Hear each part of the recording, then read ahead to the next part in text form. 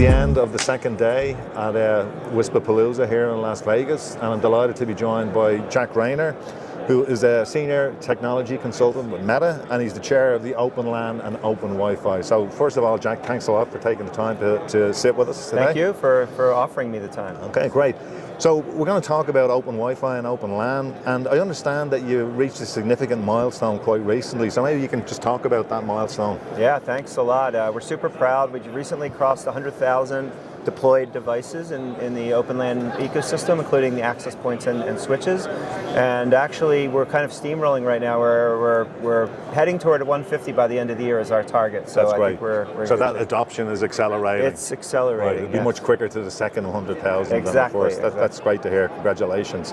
So how has the community-driven development piece of OpenWiFi contributed to the innovation in Wi-Fi technology? Yeah, I think in two ways, two main ways, many ways, but two that I can kind of think of off the top of my head. One is I've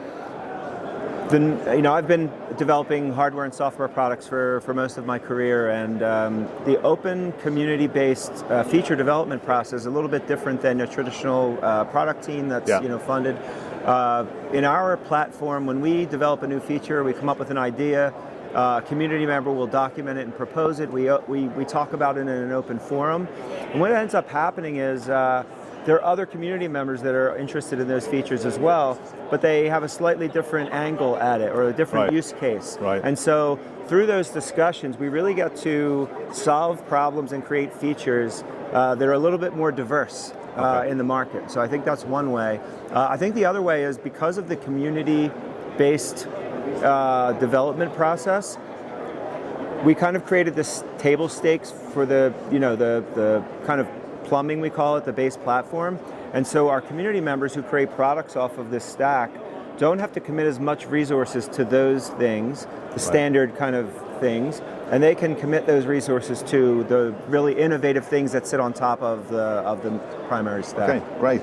And this week we're really highlighting OpenWiFi and MDU and hospitality, but I know that there's been impactful deployments across lots of different verticals. And can you talk a little bit about that? Yeah, I think what really has surprised me about this is the sheer diversity of the deployments. And when I say diversity, I mean geographic diversity. So we're pretty much deployed in every continent except for like Antarctica or something like that. But we're deployed in all kinds of different geographic regions, all kinds of different interesting use cases, from student housing to military barracks to Ronald McDonald houses, which we're very proud of.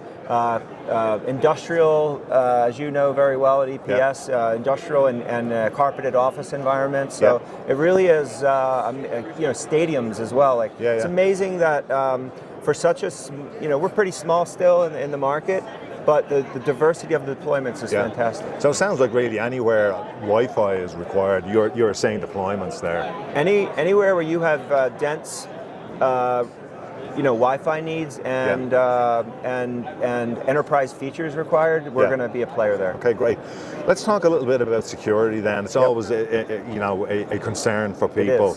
And particularly in large-scale deployments. So how does OpenWiFi address that? Yeah, so it's actually a really interesting question, because often for people who are new to OpenWiFi, they don't understand it. They hear OpenWiFi and sometimes they think, does it mean that it's open and there's no security associated with it? And so no, the open stands for open source, so it's an open source stack.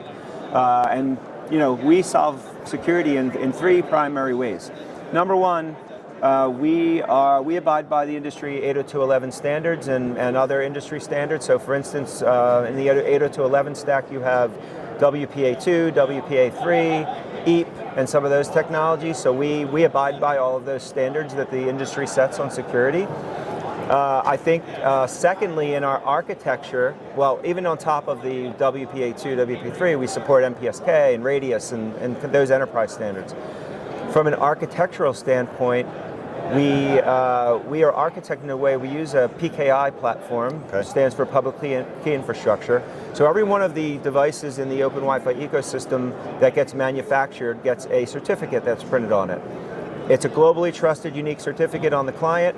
and every server that those clients talk to also get a server certificate that's globally unique and trusted. And so that ensures that no device that's not a part of the OpenWi-Fi, OpenLAN ecosystem can live there. Okay. And it also ensures that the client communications between that trusted client cert and the server cert are encrypted at all times. So that's important. And then I think there's one other way.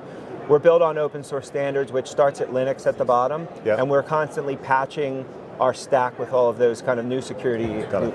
Okay, so for WISPs and other service providers who are interested in making the transition from traditional proprietary solutions to open Wi-Fi, how can TIP help them make that transition? Yeah, I think TIP makes, or at least our project makes it easy through both the architecture and the community-driven approach.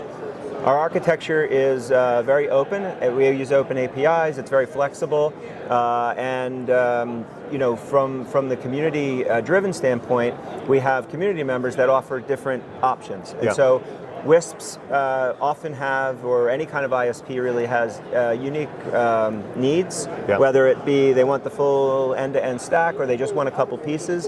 And I think our community offers that kind of diversity. Okay. So let's talk a little bit about the future then, Jack. What new features and improvements can we expect to see in the roadmap for Open Wi-Fi and Open LAN? Yeah, so I think like most of the industry, we're hard at work getting Wi-Fi 7 ready. So everyone's focused on Wi-Fi 7. I think we, in the early stages of Open Wi-Fi, we were playing feature catch-up with most of the incumbents in the industry, but now I think we're feature compatible and on par, and so the next probably 3 releases will include different Wi-Fi 7 feature sets and AFC for the standard power indoor and outdoor use cases. I'm going to finish up with a question about EPS Global. So, we've been engaged for a couple of years now, Jack, and just talk a little bit about how you work with us and how our efforts are helping accelerate the adoption of Open Wi-Fi. I mean, EPS plays an absolutely vital role in what we do. There are 3 when you have an open disaggregated white box platform, it presents different challenges, right? You can produce a plethora of different devices and different software versions and things like that, which we have. We have over 80 SKUs of access points by 10 different ODMs, and so the first thing is, how do you get them to market? How do you establish partnerships and get these devices to market so that you can grow, and we can do this growth that we're having now? And so EPS solves that problem. 1. Number 2, it can get disorganized easily with all those devices and combinations, and so you really need someone that can create order around it and piece that supply chain back together, and EPS certainly provides that. And then, EPS also has a wonderful reputation in the industry of being the supplier of open networking platforms, and obviously have global reach, and so that really helps a lot. That's great. I appreciate the feedback, Jack, and thanks a lot for spending the time with us. And as a little thank you, I'd like to give you a Wispa chocolate bar. Can't beat Irish chocolate.